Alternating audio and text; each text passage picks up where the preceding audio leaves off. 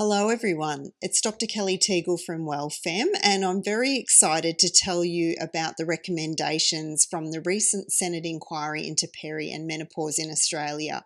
This Senate inquiry has been running pretty much all of this year, and they've had 285 submissions. They've had 7 hearings all around the country. They've heard from 118 witnesses, including 22 lived experience witnesses of women telling their own stories of peri and menopause.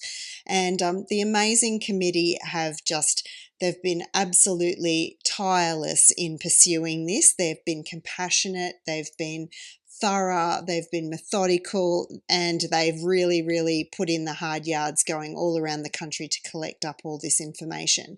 And I'm very pleased to say that the recommendations really reflect that they've been listening, that they've really heard what people have been saying, and they're really reflective of the recommendations that have been made by so many individuals and organisations in the submissions, the written submissions. So I'll just run through the highlights for you here, and you can click on the link below to read the details. But let me just to tell you a little bit about it.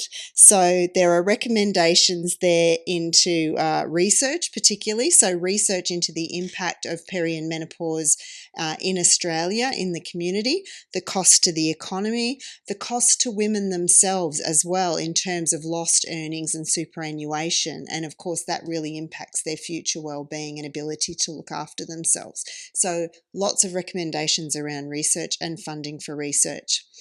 Public awareness campaigns is in there, so to raise awareness so that women don't need to be blindsided by peri and menopause and the changes that are occurring in their bodies and brains. There has been recommendations related to an overhaul of sexual and reproductive health leave provisions, and also flexible workplace arrangements for people not just with menopause but with a whole raft of sexual and reproductive health issues.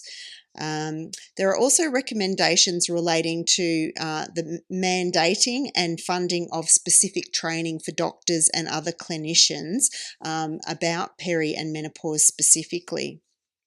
They've made recommendations related to changes in Medicare funding, such as longer consults and possibly even specific peri and menopause or midlife consultation item numbers, so that there can be specific items that you would go to your GP and be able to have a long consult that's funded.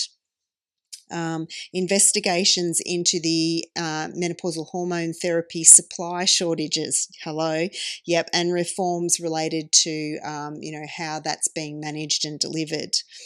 Measures to ensure that the menopausal hormone therapy, or MHT, supply is affordable, accessible, and also best evidence-based care. They've also recommended that state and federal governments collaborate together on measures to improve the public delivery of menopause care. So most of the good menopause clinics and menopause work is being done privately around the country at the moment. So they're recommending that the governments of Australia get together and leverage existing services, create new ones, and work together on making sure that the public health system also delivers great peri and menopause care. My personal favourite, the recommendation for a national menopause action plan. And what does that mean? That just means that all the key players in the menopause space will then have to come together and actually work together, all consider each other's point of view in working out how to plan, budget, and what the time frame will be for actually delivering on all of these things in all the other recommendations. So I think that it's a brilliant outcome in the recommendations.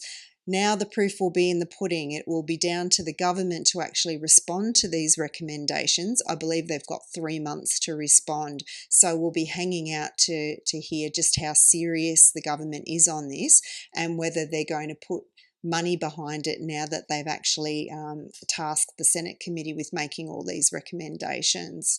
So watch and wait, and for more details of all of the thinking, all of the references, all of the submission details, just use the link below to the committee's report.